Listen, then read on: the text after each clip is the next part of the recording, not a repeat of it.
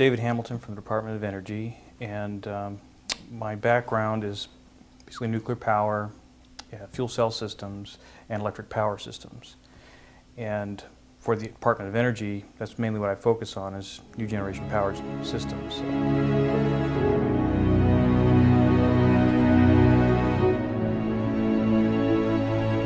Well, the critical thing now that I think everyone's missing in energy is that we have designed a world that feeds on oil.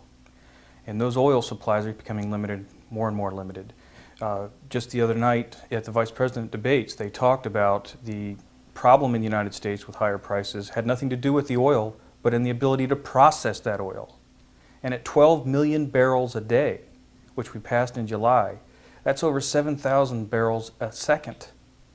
It's a tremendous number. It's hard for people to fathom how much oil we're using. Now, if we look at what supply is, never before in our history have we been in a position where supply and demand would intersect. So we've basically been operating as a monopoly for oil. It's a free product. And now, in about 10 years, we will see the intersection between supply and demand. So that means we'll be seriously supply limited. The other things compounding that, and which we have seen lately, the recession in Asia showed a worldwide slight depression. We were slightly isolated from most of that, but now they're coming back, and again, world prices are going up because demand's going up.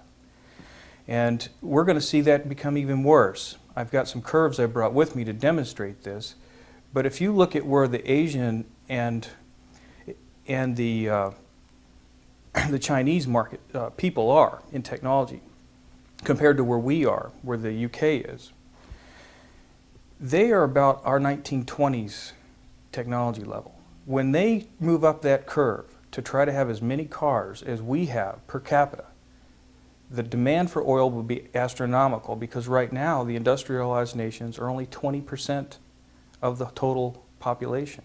Our requirement, the funding from individuals, the funding from governments is necessary to get the ideas out, to get these people that are thinking outside the box, beyond oil, to begin to supply the ideas and to get the scientists working on those ideas to wring out all the problems that we have with these technologies in a timely manner, instead of them sitting on the fringes for long periods of time. Well, there's some things I know about, some things I can't really talk about because, but I do know that there are tremendously impressive weapon systems and potential energy systems, but I don't have access to really study them.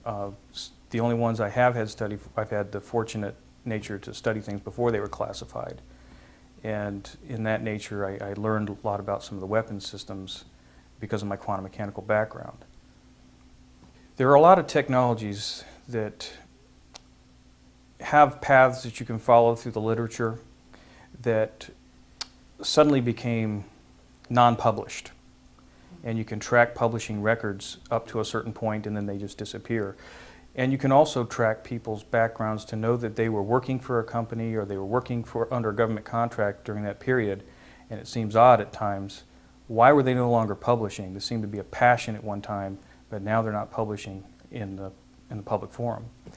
So I believe that there were some things developed. I've talked to quite a few people around the country and in Russia as well that have seen some very novel technologies and want to develop them, but they continually have difficulties in trying to do that. Now, historically, if you look at technologies that have been rather toward the nature of what people would describe as free energy machines, not requiring oil, but high voltage or other types of applications that seem to get more yield than you would get otherwise. Similar to a nuclear power plant, you put very few watts in, but you get a lot of watts back out.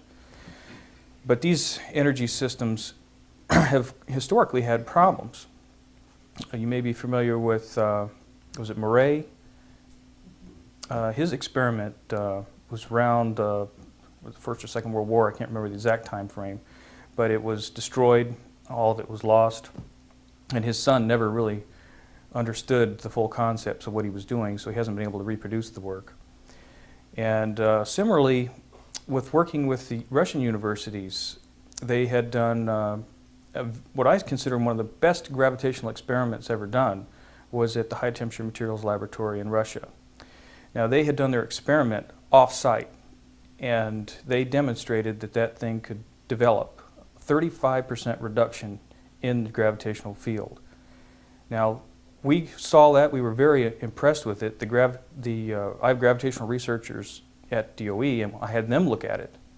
We were all interested in doing that. We'd like to follow up on that to do a second type of experiment. It's duplication, reproducibility, getting back to the issues of how do you do good science.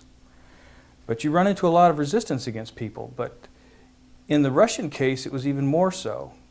When they were away from this off-site laboratory, it was across the street from the university as I understand it, the place was completely ransacked. All the equipment was lost.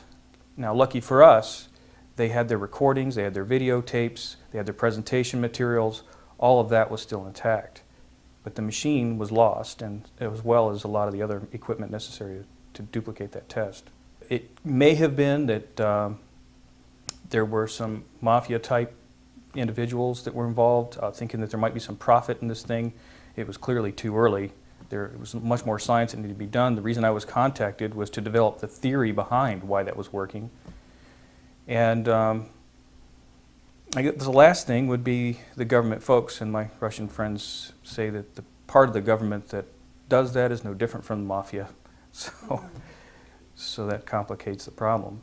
But even further beyond that, we have to completely get away from oil as a fuel, because it won't be there in the multiple generations behind us. And if we care about humanity as a race we want to extend, we have to do this.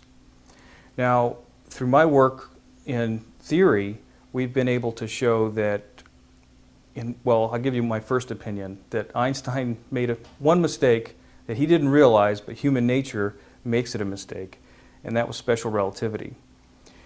The reason is because special relativity explains things in a very simple way for most of the things we see in nature. It doesn't account for gravity, it doesn't account for gravitational anomalies, it doesn't account for any space-time curvature whatsoever. So that, I believe, is the reason why general relativity never got, I would say, fixed from his terms. It needed more intense graphical treatment, a more intense algebraic treatment in order to explain it properly. And we're currently doing that, about 150 scientists around the world working on higher topology mathematics and higher topology geometric structures that will help explain that, and they do explain many of the anomalies we have today. There is potential from these systems that we may be able to coax nature to reorganize. And some people might call this vacuum energy. But energy is all around us. Matter is energy. Everything in this room causes space-time curvature, because everything comes from energy. Energy causes space-time curvature. What Einstein showed in 1917 was that a planet causes it, but we also know by E equals mc squared that there's a relationship to the energy.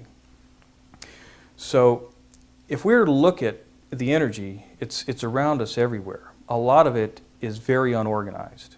We need to make that energy coherent, and that's what I feel that the vacuum energy might offer us. How do we capture that energy, focus it into what we want it to work on, and then provide us the power for whatever we need to do, if it's going down the road, listening to a radio, whatever it is. Now imagine if it's true that we can use electromagnetic fields and adjust them in such a way that they either decouple us from gravitation, or they may, say, create a negative gravitational effect, which some astronomical folks feel that already we see negative gravitational effects from long-range parts of the universe, which we feel that may be explaining why the universe is expanding rather than contracting.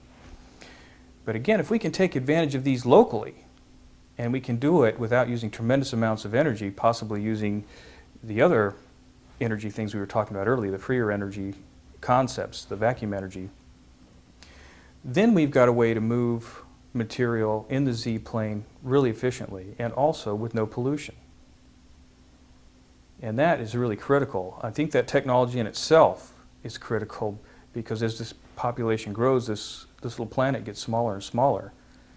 And you know, when you look at LA's projections in 2050, 50 million people. I mean, right now, you have to ask, where are they going to go? We have some serious problems to face. The other side of the coin on energy issues is the amount of carbon we throw into the atmosphere. Now, this has been an important aspect of what the Department of Energy has worked toward, is to try to get cleaner fuels, to work with EPA, to work with other people to try to reduce the amount of carbon. And we can see the effects by the turtle population, sea turtles that get it. They have to be in warmer waters to get certain kinds of fungus. And those fungus growths are becoming more and more prevalent. We see it in the coral. The British government released, as well as Greenpeace has released, about coral damage. We know that bleaching happens only because of either thermal or exposure to air. And in some of these cases, they weren't exposed to air, so it must be the thermal currents causing these effects. And then we've had a record amount of ice fall off from both the ice shelves. So these are troubling. I mean, a 100-foot rise in water is probably not tremendously concerning to most people, but if you live under 100 feet, you'd be pretty concerned about that. The other problem of how to do that is really challenging, because if you look at what we've done in the United States, it's focusing on just ACE, you know, just the U.S. And what the Europeans are doing is focusing on just them. And again, we get back to the issue, we're only 20% of the population. We've already used half of the available known fuel. And now we're looking at the other 80% of the world coming up using those same technologies. And as Tom mentioned earlier, we might well get into a carbon density that could be irreversible. And there have been quite a few papers talking about exactly where that is. It may not be a very calm transition that most people expect. It may be a catastrophic change. And that really fits with the fossil record. There haven't been really calm changes during extinction phases. They were catastrophic changes that ended up killing large populations. I think it's going to take a worldwide effort to get around these problems. It's going to take an effort that divorces everyone from fossil fuels, fossil-based fuels. Trying to find every aspect, every avenue we have to create the electricity we need for most of our applications in very clean ways. Now, in order to do that, it's going to take a tremendous effort. Now, spending that money by the countries is not a bad thing. It creates high-tech jobs. And over the long run, I believe we will create a lot of high-tech jobs. I think this is a good thing for the world. It's a good thing for people. It's a good thing for this human race, and we need to start doing it now before it's too late. And I am concerned that if we don't do something very soon, that as again we saw in the debates, the vice presidential debates, any society that begins to be resource limited begins to eliminate the problem stemming that resource limitation. And I would hate to see us get into the position, or other people come into the position to want to eliminate us, or we have to eliminate them in order to continue our lifestyle. And that's why it's so important that we start now. Here at the Institute for Advanced Studies, one of our main interests is exploring the possibility of tapping or mining this vacuum fluctuation energy, zero-point energy. Although we call it zero point because even if you froze the universe down all the way down to absolute zero, where most motion would be frozen out, this energy would still be there. It's a very fundamental kind of energy.